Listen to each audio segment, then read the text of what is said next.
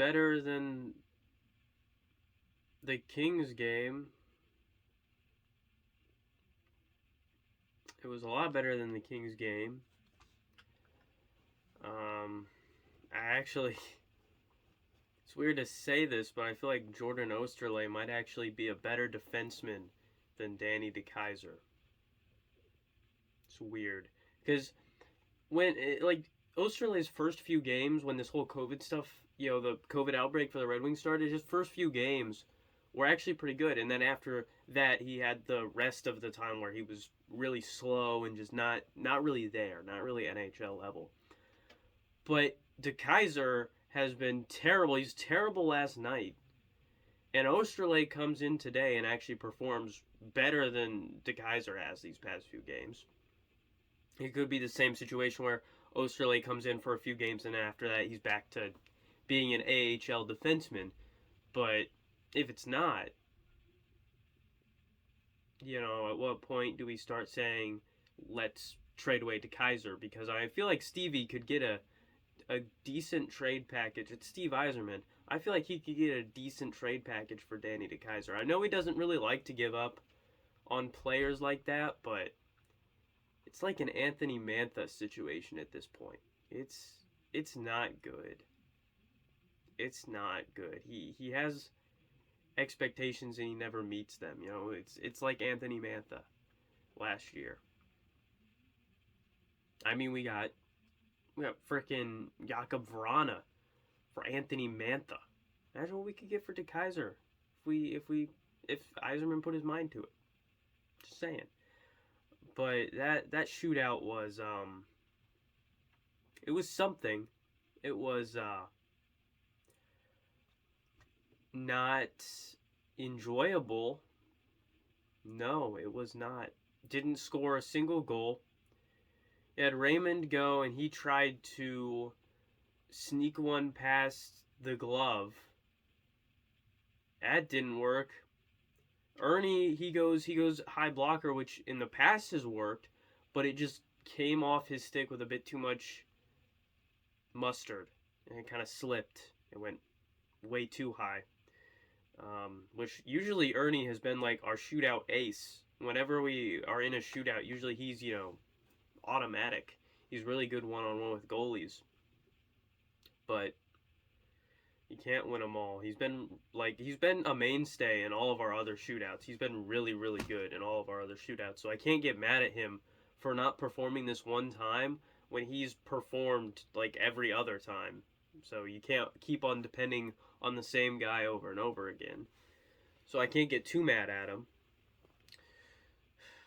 I'm really scared for Larkin and Bertuzzi because Larkin left mid-game with a upper body injury, and Bertuzzi hurt his arm. I don't know why did I do that symbol. Bertuzzi hurt his arm. It's hard to tell if it's gonna be something really bad, but both Larkin and Bertuzzi have an injury history, and if those guys are out long term, our playoff chances are gone. If those guys are out long term, like months and not weeks, then our playoff chances are gone. If we can get Vrana back and they're out long term, then maybe there's a very slim margin for error, and we might be able to make it into the playoffs, but we need those guys to not be out, for months. Maybe out for a week or two, or at least maybe like one of them's out long term and one of them's not, and that'll be serviceable, but we can't have those guys out long term. Like, that's just how it's. There's no ifs, ands, or buts. Those Bertuzzi and Larkin are the two biggest reasons that we are where we are right now, which is, knocking on the door of a wild card spot if we could actually start winning some games. I know road trips normally are bad, let alone West Coast road trips are horrendous for us. But I mean, if we're going to be a playoff team, we need to learn how to play on the road, which we haven't seemed to do very effectively this year. But at least we were able to stay. Like the Kings game, we didn't even score. It was 4-0. It was uncompetitive. It was garbage. This game, at least we took to OT. We took it to a shootout. Like at least we were competitive. I think we bounced back pretty well. It would have been nice to get a win though. Would have been really nice. I don't know when we play next. Um, I don't think we play tomorrow. There's no way they would have them play back to back to back. I feel like the next game is probably Tuesday if I had to take an educated guess, or maybe even Wednesday. 2 days on, 2 days off. I'll have to check, but we gotta start winning some games here. We're almost at the midway point of the season. All-Star break is it's a little ways down the line, but it'll be here soon. And we gotta have our stuff together after that. I feel like that's after the All-Star break is when stuff starts getting real. When it comes to the playoff picture in the NHL, stuff starts getting really real. So, but we'll see. It's just this game was not it. It was not it. We didn't step up. We didn't step up. It was nice. It was nice to see Roenick get on the board, though. He's kind of our offensive defenseman, so it's nice to see him get a few goals. Usually he gets assists, but it's nice to see him get a goal every once in a while.